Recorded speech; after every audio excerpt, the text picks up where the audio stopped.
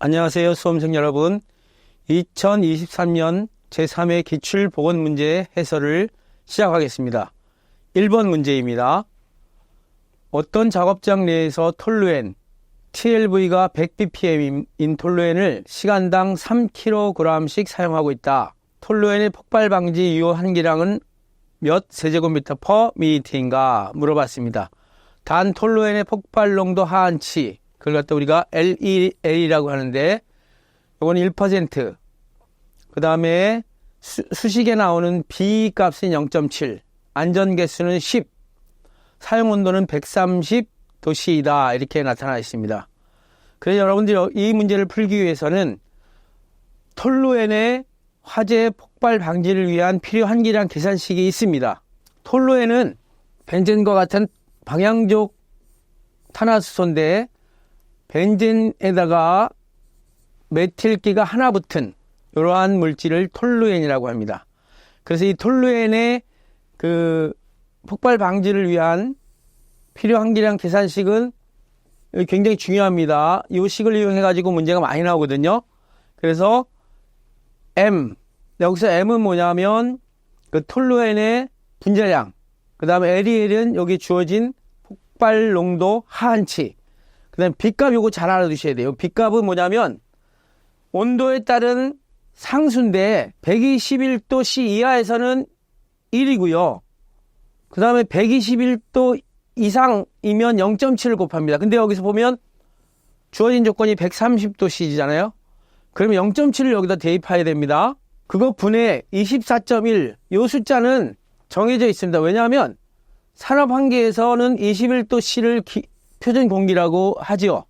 그러면 1몰 차지하는 부피가 원래 22.4인데 여기다가 273분의 273 플러스 21 이렇게 한 값이 24.1입니다. 그래서 이 숫자는 꼭 알아두셔야 되고요. 거기다가 S는 뭐냐면 비중입니다. 그 다음에 G는 뭐냐면 사용량입니다. 사용량. 유해물질의 시간당 사용량이고, 그 다음에 SF는 뭐냐면 안전계수 10입니다. 그리고 곱하기 100인데 지금 이 문제에서 여러분 잘 보세요. 시간당 3kg씩 사용하고 있다 그랬어요. 그리고 어떤 문제에서는 시간당 뭐 4리터 per hour씩 사용하고 있다, 이런 식으로 단위가 조금씩 틀립니다. 4리터 per hour. 그런데 여기서는 킬로그램 per hour로 나타나 있죠.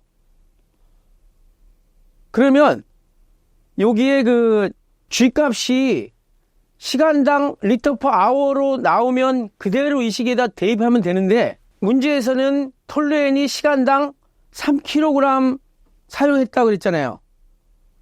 그러면 원래 리터 per hour로 나오면 여기다가 비중을 곱해가지고 킬로그램 per hour로 바꿔준 다음에 사용해야 되는데, 여기서는 이 식에서 G의 단위는 리터 per hour예요. 근데 여기에 비중을 곱했죠. 비중을 곱하니까 요 S하고 G가 곱해진 값이 킬로그램 per hour예요. 그러니까 여기다가 대입할 때 그냥 S 곱하기 G 값이 3입니다. 그냥 3. 문제에서 아예 킬로그램 per hour라고 나타나 있잖아요. 이걸 잘못 생각해가지고 3에다가 다시 또 뭐 비중을 곱하는 거 아니에요. 여기 비중이 나타나 있지 않지만 혹시 조금 어려우려면 비중까지 여기다가 주는 경우도 있습니다. 그래서 3 곱하기 10은 뭐냐면 안전계수, 100은 여기 나와 있는 100 곱하고, 그 다음에 밑에 분모의 분자량에다가 LEL이 1%니까 1 대입하고, 130도씨의 B값은 0.7. 요거 대입해가지고 풀면 시간당 1122.67 세제곱미터. 예, 필요 한기량인데 요걸 갖다가 지금 물어본 게 세제곱미터 퍼 미니트라 그랬잖아요. 그러니까 60을 나눠줘가지고 18.71 세제곱미터 퍼 미니트가 됩니다. 여기에 그런 얘기를 다시 한번 써놨어요. 제가 보세요. 유해물질의 비중 S와 유해물질의 시간당 사용량 리터 퍼 아워를 곱하면 유해 물질의 시간당 사용량 킬로그램 퍼 아워가 된다. 이렇게 써놨죠. 그런데 문제 자체에 킬로그램 퍼 아워로 주어졌기 때문에 그대로 대입한 거고요. 만약에 이 사용량을 리터 퍼 아워라고 주어졌으면 반드시 비중을 곱해야 됩니다. 그거 잊지 마시고 헷갈릴 수가 있어요. 그걸 잘 파악해가지고 이 식에 대입해가지고 푸는 게 굉장히 중요합니다. 이런 형태의 문제는 계산 문제의 형식처럼 숫자를 조금씩 또 물질을 조금 바꿔가지고 시험 문제 많이 출제되니까 폭발 방지를 위한 필요한 계량 공식은 꼭 외워두시길 바랍니다. 2번 문제입니다. 건조 공기가 원형 직관 내를 흐르고 있다. 피토관을 이용하여 측정한 속도압이 6mH2일 경우에 덕트 내 풍속은 몇 m/s인가? 단서 조항으로 피토관 개수는 0.85, 건조 공기의 비중량은 1.2kg/세제곱미터이다. 하면 여러분 잘 아시죠? 덕트 내에서의 풍속을 구하는 공식 C 곱하기 루트 감마 EG 곱하기 속도압. 어떤 책에서는 이 VP를 H라고도 표시해요. 자, 그러면 여기서 C는 뭐냐면 피토관 개수예요. 그 다음에 감마는 비중량이고요. G는 중력 가속도 9.8이죠. 9.8 해도 되고 9.81 해도 되고. 그런데 여기서 전체적인 단위가 m/s가 왜 어떻게 나오느냐 그걸 한번 여러분한테 밝혀드릴게요. 자, 이 C 값은 그냥 숫자예요. 0.85. 그리고 1.2 감마 비중량은 1.2 그대로고요. 근데 이 보세요. 킬로그램 퍼 세제곱미터죠. 비중량 값이. 그 다음에 이 G의 값은 메타 퍼 세크의 제곱이에요. 중력 가속도. 그 다음에 밀리 H2O. 이 밀리 H2O가 킬로그램 퍼 제곱과 같은 단위입니다. 이걸 꼭 기억해 주세요. 그러면 킬로그램 퍼 제곱미터. 그러면 보세요. 요거 하나 지워지죠? 요거 하나 남죠? 그럼 요거 지워지고 요거 제곱이 되고 킬로그램 지워지고 그러면 이게 없어지고 메타 퍼 세크가 돼요. 그죠? 그래서 메타 퍼 세크 풍속이 나타나는 겁니다. 그래서 계산하면 8.42 메타 퍼 세크. 그 덕트 안에서의 속도는 굉장히 빠릅니다. 덕트 안에서의 풍속을 구하는 이 공식 시험 문제에 거의 빠지지 않고 필기나 실기나 나온다는 거 꼭 기억해 주시길 바랍니다. 3번 문제입니다. 근골격계 또 나왔네. 근골격계 부담을 주는 업무인 근골격계 질환의 업무 4가지를 적으시오. 이것도 2회에 나왔던 그대로입니다. 이쪽의 설명은 근골격계에 대한 질병의 정의를 갖다 써놓은 거고요. 자, 보세요. 반복 동작이 많은 업무, 무리한 힘을 가해야 하는 업무, 부적절한 자세를 유지하는 업무, 진동작업, 그 밖의 신체 특성, 신체 부위에 부담되는 상태에서 하는 업무. 물론 장시간 작업이어야 됩니다. 요건 그 산업안전보건법에 나와 있는 근골격계 질환의 업무 4가지를 그대로 여기다가 적어 놓은 겁니다. 그래서 꼭 알아두시길 바랍니다. 4번 문제입니다. 화학물질 및 물리적 인자의 노출 기준. 이것도 하나의 고용노동부 고시로서 나와 있습니다. 다른 성면, 가스증기를 우리가 보통 기체상 또는 가스상 물질이라고 해요. 허용농도 기준 단위를 적으시오. 이것도 이 노출 기준에 나와 있습니다. 보통 성면은 세제곱 센티미터당 개수 그래가지고 개 퍼 세제곱으로 나타나는데 이걸 갖다가 우리는 개수 농도라고도 하고요. 미국 책에서는 요게 이제 그 F per cc. 왜냐하면 1 세제곱 센티미터가 1cc고요. 요게 1ml랑 같은 의미입니다. 그래서 어떤 책에서는 요거 대신에 밀리리터 쓰는 경우도 있고 그렇습니다. 그리고 가스 및 증기 노출 기준 표시 단위는 ppm이에요. 기체상 가스상 물질이니까요. 그 다음에 고온의 노출 기준 표시 단위는 습구, 흡구, 온도지수, WBGT 도시를 사용하고 있습니다.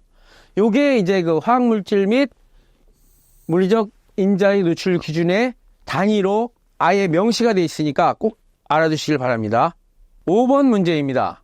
작업장의 입자상 물질을 여과지로, 여과 채취 방법으로 채취할 경우에 여과지에 작용하는 차단, 관성 충돌, 확산 메커니즘에 영향을 끼치는 영향 인자를 각각 2가지씩 적으시오. 그래서 보통 여과지로 여과 측정 방법에 의해서 메커니즘은 차단, 관성 충돌, 확산 요 3가지입니다. 3가지인데 여기에 따르는 영향 인자를 갖다 2가지씩 적으라 그랬어요. 차단은 입자 크기가 크면 차단이 되고요. 그래서 크기가 중요하고요. 그 다음에 여과지의 공경, 그 여과지 사이의 그 간격을 말합니다. 그 다음에 섬유직경, 여과지의 고형분, 이 4가지가 영향을 미치는데 이 중에서 2가지만 쓰면 됩니다. 그 다음에 관성 충돌은 입자 크기는 다 공통적입니다.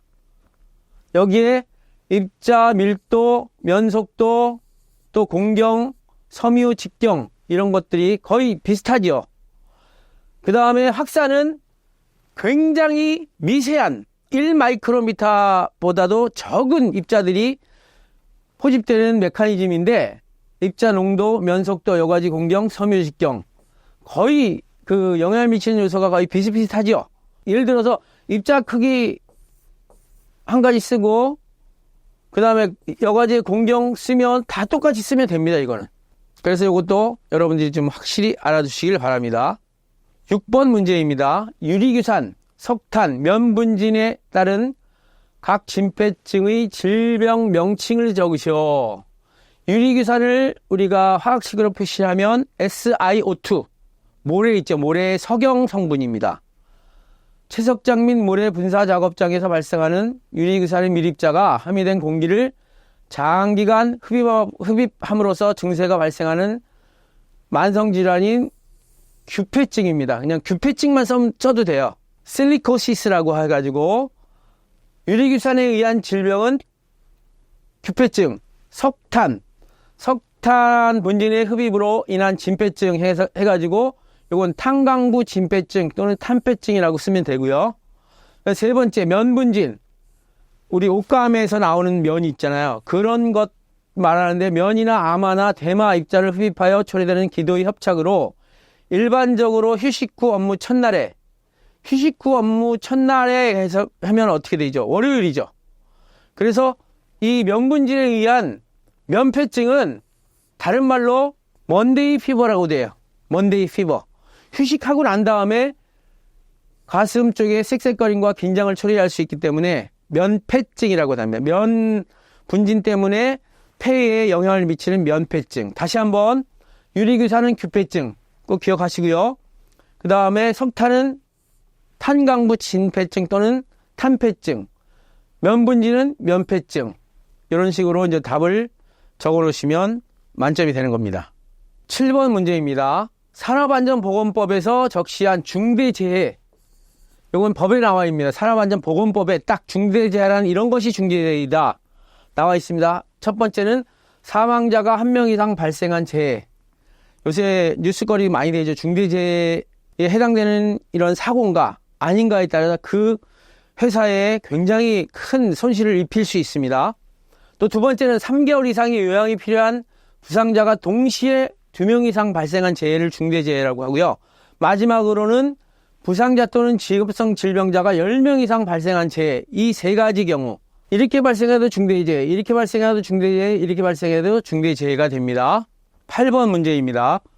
작업장의 휴게시설에 대한 설치 기준과 관리 기준을 2가지씩 적으시오 이렇게 했는데 이 문제는 제가 볼 때 거의 나오지 않은 문제 중에 하나인데 2023년도에 나왔습니다. 먼저 설치 기준은 그 크기가 중요한데 최소 바닥 면적과 천장까지의 높이, 그거는 최소 휴게시설의 바닥 면적은 6제곱미터 이상이어야 되며 공동시설의 경우 최소 바닥 면적은 이것도 위와 똑같이 6제곱미터의 사업장의 개수를 곱한 면적으로 하는 것입니다. 두 번째, 휴게시설의 바닥면으로부터 천장까지 높이는 모든 지점에서 2.1m 이상이 되어야 된다. 약간 트인 공간을 말하는 거죠. 세 번째, 최소 면적을 충족하지 못하는 경우에는 휴게시설 설치 기준에 위반되며 다수 설치하는 경우 모든 휴게시설은 최소 면적 이상이 되어야 한다. 네 번째, 그늘막 등 간이로 휴게시설을 설치하여 벽에 기둥이 없는 경우에는 지붕 끝 부분으로부터 1m 안쪽 선으로 둘러싸인 하늘에서 아래로 내려보았을 때에 보이는 면적을 바닥 면적으로 하여 최소 면적을 판단한다. 이렇게 이제 나왔는데 요 두 가지는 좀 복잡하므로 요 가와 나를 여러분들이 확실히 알아두시기 바랍니다. 최소 면적은 6제곱미터 이상, 그 다음에 높이는 2.1m, 이 정도만 여러분들 알아두셔도 될 것 같습니다. 그 다음에 관리 기준에 대해서 말씀드리면 비품 구비 및 표지 부착 해가지고 가급적 소파, 등받이가 있는 의자와 탁자를 비치하고 그 다음에 정수기 등을 구비하고 그 다음에 사용하는 비품을 충분히 제공하고 부족한 경우 수시로 보충한다. 이런 식으로 이제 관리 기준에 나와 있으니까 이것도 여러분들이 상식적으로 알아두시면 되겠습니다. 9번 문제입니다. 금속 탈지 공정에서 측정한 트리클로로에틸렌, 이걸 갖다 우리가 TCE라고도 합니다. 농도 ppm을 측정했더니 아래와 같을 때 기하 평균 농도는 몇 ppm이냐? 측정을 몇 번 했냐면 한 번, 두 번, 세 번, 네 번, 다섯, 여섯, 7번 했어요. 7번 한 이 측정치의 기하 평균 농도는 얼마냐? 이거 물어본 건데, 기하 평균 농도, 산업 통계에서 가장 많이 물어보는 문제입니다. 그래서 금속 탈지 공정이라는 건 뭐냐면 금속을 이렇게 막 운전했을 때 여러 가지 그 기름때가 묻잖아요.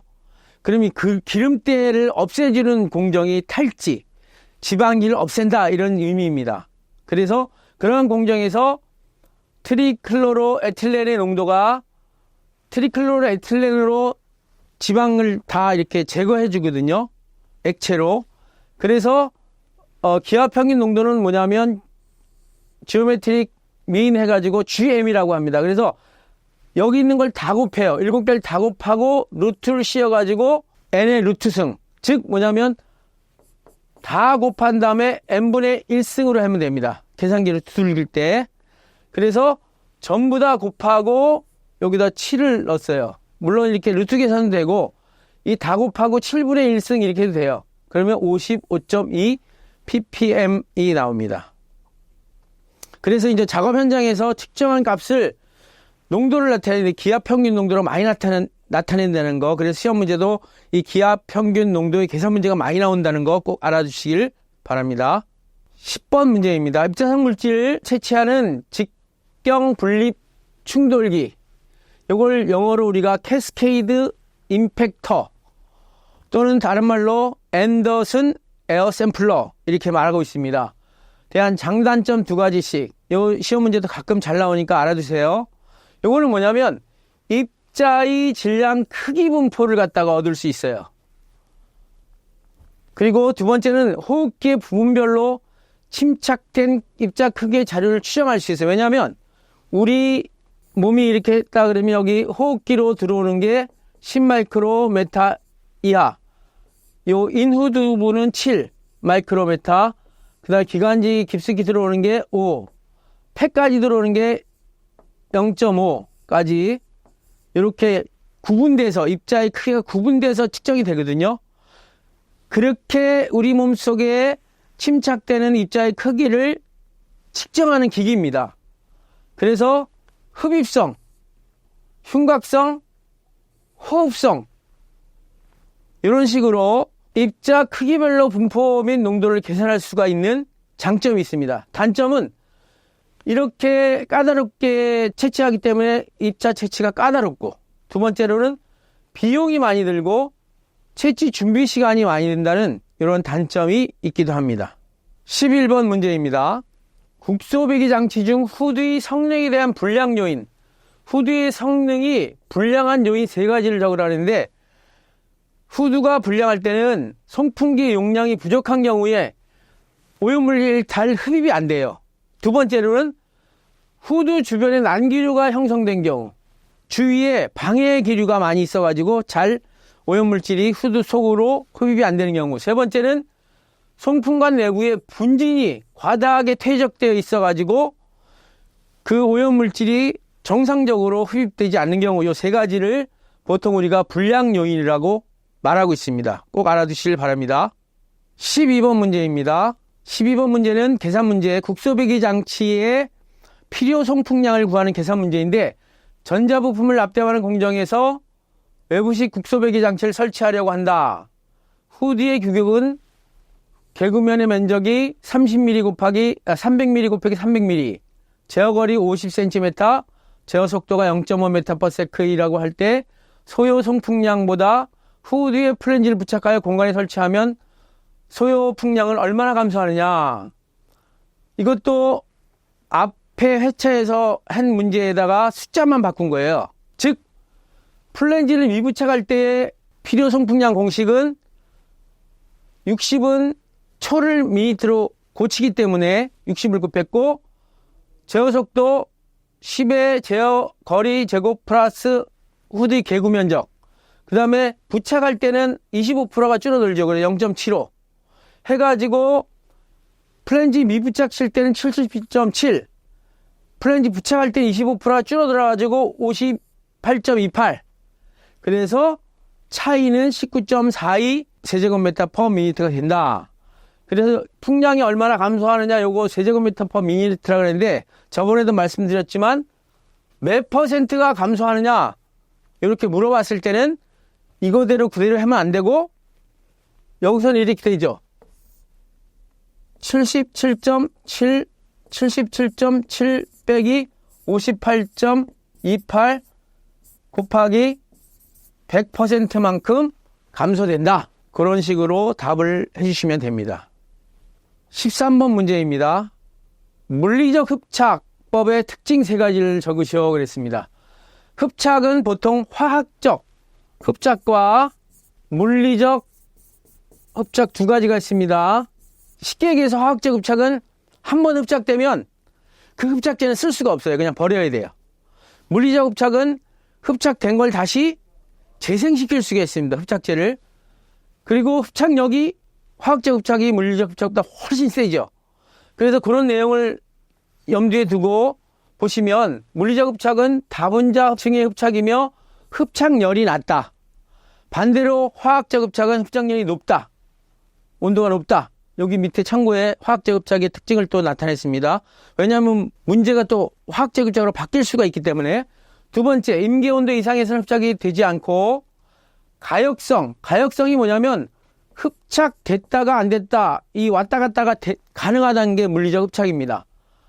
매우 높아 흡착제의 재생과 회수가 쉽고요. 그 다음에 가스 중 분자끼리 상호 인력보다 고체 표면과 인력이 크게 될 때 물리적 흡착이 일어나고, 그 흡착력은 보통 우리가 반데르발스 결합력입니다. 반데르발스 결합력은 좀 약해요. 화학적 흡착보다. 그리고 흡착제에 대한 용질의 온도가 낮을수록, 분자량이 높을수록, 압력이 높을수록 흡착이 잘 일어난다. 이렇게 지금 세 가지가 아니라 6가지 쓰는데 6가지 좀 잘 알아주셔야 됩니다. 이거는. 왜냐하면 지금 여기서 문제는 3가지라 그랬지만 뭐 5가지라고도 물어볼 수가 있는 문제 출제 경향이 뚜렷하거든요. 그리고 밑에는 화학적 흡착의 특징인데 요거에 반대로 생각하시면 돼요. 왜냐하면 여기 비가역 반응은 이렇게 갔다가 다시 이렇게 못 간다. 그래서 흡착제를 한번 사용하면 새 걸로 바꿔서 사용해야 된다. 그런 식으로 이해하시면 되겠습니다. 14번 문제입니다. 지적온도의 정의와 지적온도에 영향을 미치는 요인 5가지를 적으라 그랬습니다. 지적온도를 우리가 적정온도 또는 옵티멈 템퍼레처라고 하는데, 이건 뭐냐, 인간이 활동하기에 가장 좋은 상태인 온열 조건으로 환경온도를 감각온도로 나타내는 것이다. 이건 이제 정의입니다. 그리고 그 지적온도에 영향을 미칠 수 있는 게 뭐냐면, 작업량이 클수록 우리 몸에 체열 방산이 많아 지적온도는 낮아져요. 작업 양이 클수록. 그 다음에 여름철에는 지적온도가 21에서 22도 정도이고 겨울철은 좀 낮아집니다. 18에서 21도 정도로 여름철이 겨울철보다 높다. 더운 음식물, 알코올, 기름진 음식을 섭취하면 지적온도는 낮아지고 노인보다 젊은이 지적온도가 낮고요. 그 다음에 주관적 회적 감각온도라고 하고 생리적을 우리가 기능 지적온도라고 하고 생산적을 최고 생산온도라고 하는데 이 세 가지로 지적온도가 구분된다. 이 문제도 별도로 문제를 낼 수 있어요. 지적온도의 세 가지 종류를 쓰시오 그러면 주관적, 생리적, 생산적 이런 식으로 지적온도를 분류할 수 있습니다. 꼭 기억해 주시길 바랍니다. 15번 문제입니다. 산업안전보건법에서 제시한 제조업 사업장의 보건관리자의 선임 규정 세 가지를 쓰시오. 저번에도 말씀드렸지만 요새 그 산업환경 관리 기사, 산업기사에 이 산업안전보건법과 관련된 내용이 자주 출제되고 있으니까 여러분들이 과거 기출문제 한 5년치의 법에 관련된 것만 따로 정리를 해서 알아주시는 것도 굉장히 도움이 되겠습니다. 자, 보건관리자의 선임 규정 세 가지. 1번, 보건관리 선임해야 되는 사업장의 기준은 상시 근로자 50명 이상 500명 미만인 경우에 1명 하고요. 500에서 2000명인 데는 2명. 그리고 상시 근로자가 2000명 이상인 경우에는 2명 이상. 이것도 2명 이상이에요. 이런 선임 규정을 있다는 걸 꼭 기억하시기 바랍니다. 16번 문제입니다. 산업안전보건법 시행 규칙에서 제시한 작업환경 측정 대상 분진 6가지. 이거 계속 나왔던 것 같아요. 제 기억으로는. 2022, 2023 할 때 한 3문제 정도 나온 것 같아요. 여기까지 포함해서. 광물성 분진. 이 뒤에는 안 써도 되고요. 이런 게들이 있다. 그것만 알아두시고. 그 다음에 곡물 분진, 면 분진, 목 분진, 용접품, 유리, 섬유. 사실은 이제 7가지를 쓰려면 성면도 들어가는데 성면은 요새 생산도 안 하고 취급도 안 하니까 그건 뺐고요. 6가지 꼭 기억해 주시길 바랍니다. 분진의 종류. 17번 문제입니다. 계산 문제인데 60도 고깔의 반경비가 1.5일 때 압력 손실 계수는 0.32이다. 속도압이 20mH2일 경우에 곡간의 압력 손실. 곡간이라는 건 뭐냐면 이렇게 휘어진 관을 곡간이라고 합니다. 곡간의 압력 손실은 이 공식이 있습니다. 제타 곱하기 90분의 세타에다가 속도압을 곱한 것입니다. 여기 제타가 압력 손실 계수고 세타가 곡간의 각도고 Vp가 속도압이니까 그 값을 그대로 대입하면 돼요.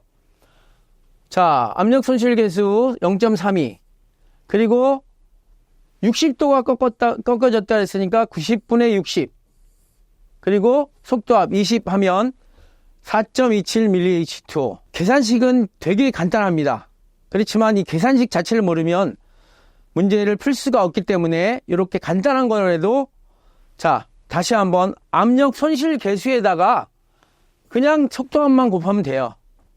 그런데 여기서는 각도의 문제가 또 있으니까 90분의 60 이런 식으로 대입하면 됩니다. 18번 문제입니다.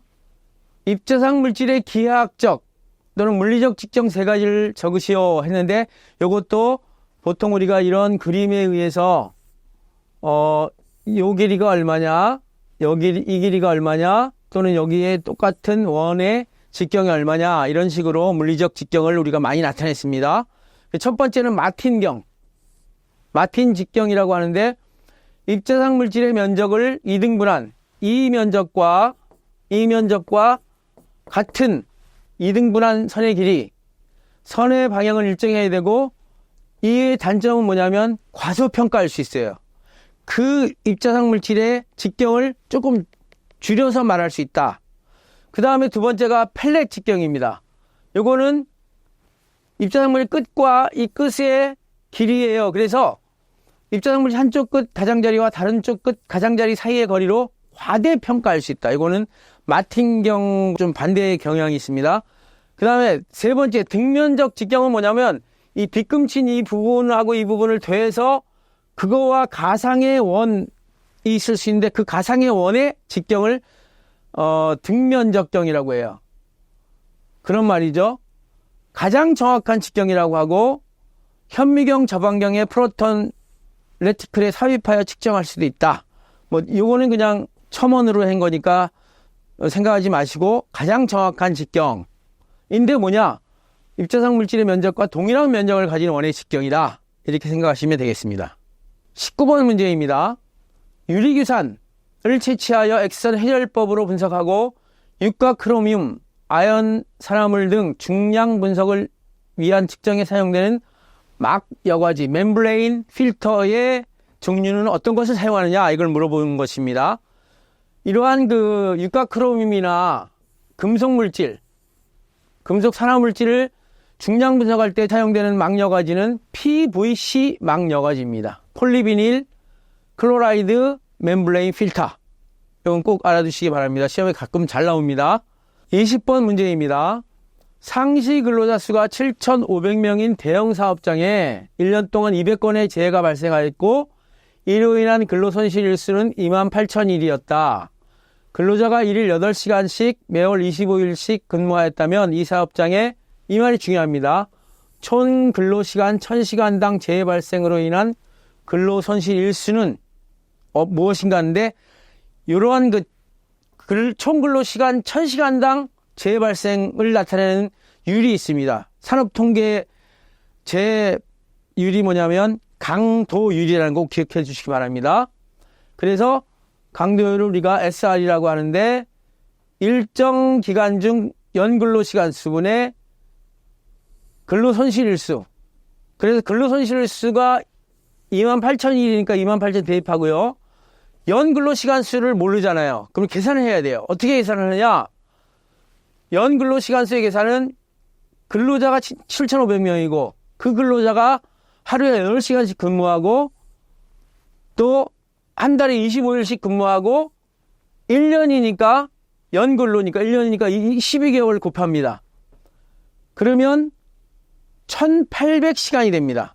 그런데 여기서 근로손실수가 28,000일이잖아요. 그래서 1,800시간 빼기 28,000 하면 1,777만6천 시간이 돼버려요. 이 값을 여기다 대입하는 겁니다. 이 분모에다가. 그리고 곱하기 1000시간당이니까 1000을 곱합니다. 그러면 1.58이 됩니다. 1.58인데 1000시간당 사건 사고가 1.58건이 생겼다는 거예요. 즉 이 사업장은 연간 총 근로시간 1000시간당 재해 발생으로 인한 근로손실수가 1.58. 근데 이 값이 더 커지면 커질수록 사고가 많이 났다는 거죠. 근데 이러한 그 근로손실 일수는 재해 발생 건수랑 좀 틀리게, 예를 들어서 한 명이 사망했다 그러면 이 사람의 근로손실 일수는 7,500일이 돼요. 그 다음에 뭐 여러 가지 뭐 중상을 입어가지고 뭐 했다 그러면 또 근로손실 일수가 그 사람이 할 수 있는 그 시간이 다 이게 여기에 포함이 되는 겁니다. 그러니까 강도율의 이 값은 낮아져야지 근로손실 일수가 적어지는 것이다. 여기에 비해서 도수율이라는 건 뭐냐면, 이것도 좀 알아두셔야 되는데, 강도율하고 도수율이 제일 산업통계에서 많이 나와요. 거의 분모는 똑같아요. 연 근로시간 수는 똑같은데 도수율은 분자의 사고 발생 건수가 나와요. 건수에다가 이건 똑같고 곱하기 10의 6승이에요. 이거는 100만 시간당 건수를 말하는 거예요. 그래서 이거 잘 알아두시고 거기에 따르는 공식 완전히 습득해 주셔야지 이 문제는 확실히 계산 문제로 풀이할 수가 있고, 항상 얘기하는 거지만 이런 근로손실수, 이런 명수, 이런 것들이 변화해가지고 다른 계산 문제로 나올 수 있다는 거를 확실히 인지하시기 바랍니다. 이상으로 2023년 제3회 기출보건 문제의 해설을 모두 마치겠습니다. 감사합니다.